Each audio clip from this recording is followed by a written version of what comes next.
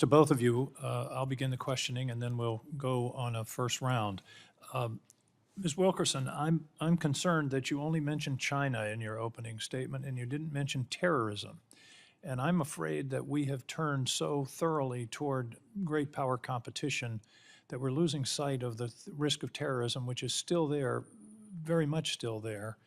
And the reason I think that's so important for you is that the cornerstone of our defense policy is deterrence. And that has been the case for 70 years at least. Unfortunately, the theory of deterrence doesn't work with someone who doesn't have a capital city and doesn't care about dying. So intelligence is the first line of defense against a terrorist attack. Talk to me about maintaining a significant focus on the risk of terrorism, because the people who wish us harm in that realm have not gone away. Senator, thank you for the opportunity to expand on that particular aspect of my stated priorities. I couldn't agree with you more that while the PRC remains a global challenge, it is not the only threat that is represented. More and more, as we think about what we see happening across the globe, we see that there's a strengthening of ties across not only China, but also Russia, Iran, North Korea, the list goes on. And so I think it's incumbent upon us to ensure that we're focused in a balanced way across all of the threats that exist, to include the CT threat. I certainly see that in my seat today as a Deputy Director of NGA, where while there are multiple crisis situations that are currently ongoing, we still ensure that we're balancing and focusing on CT as well as those other efforts. I hope you'll maintain that focus, because the national policy is something like an aircraft carrier, and once it starts to turn, it's hard to turn it back, but we cannot lose the focus on terrorism. The whole world can turn upside down in one day.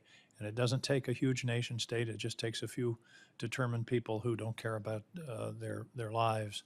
So I hope you will maintain that focus. You mentioned the multiple agencies. You're a walking interagency task force. You've worked for the CIA, NGA, NRO, and I think one of the important roles, and of course certainly the Director of National Intelligence has this role, but I hope you can work in terms of coordination and better coordination between the intelligence agencies so that we're not siloing information. Is that something that you can make a commitment to? Absolutely, Senator. I certainly can commit to ensuring that I'm integrating not only across the defense intelligence and security enterprise, if confirmed, of course, but also focusing on that relationship across with the intelligence community. And I do think I'm well postured to do so, having spent many years supporting And IC. finally, I don't want to stress this too much. Dan Coates, former DNI, said the role of the intelligence community is to find the truth and tell the truth. And I hope that you'll hold to that. That's one of the best summations that I've found. And telling the truth is very important. Telling the truth to people in positions of authority, policymakers who may not want to hear what the analysis actually shows. So I hope you'll remember Dan's admonition. Find the truth and tell the truth. Mr. Solmeyer, now let's get back to deterrence.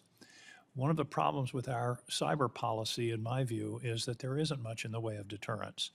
Our adversaries are sponsoring attacks against us in cyberspace every day without much fear of any kind of response, whether it's cyber or something else.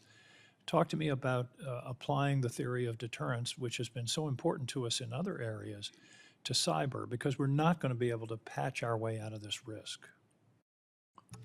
Well, good morning, Senator. And the focus on deterrence is top of mind for me, especially as we look at not just the pacing challenge of the People's Republic of China, but including terrorists as well. We really want to think about how we impose costs going forward. And I think the department does that in large part by the strategy of defending forward, right? Being proactive on foreign land to disrupt and degrade adversary capabilities. Is it your intention to continue that policy and strengthen it? And strengthen it, absolutely. Thank you. Final question. One of the cyber issues, it seems to me, in the Defense Department is the defense industrial base. You can have the best defense in the world in the Pentagon, but if subcontractor to a major contractor is compromised, it seems to me that needs to be a focus of your attention as well.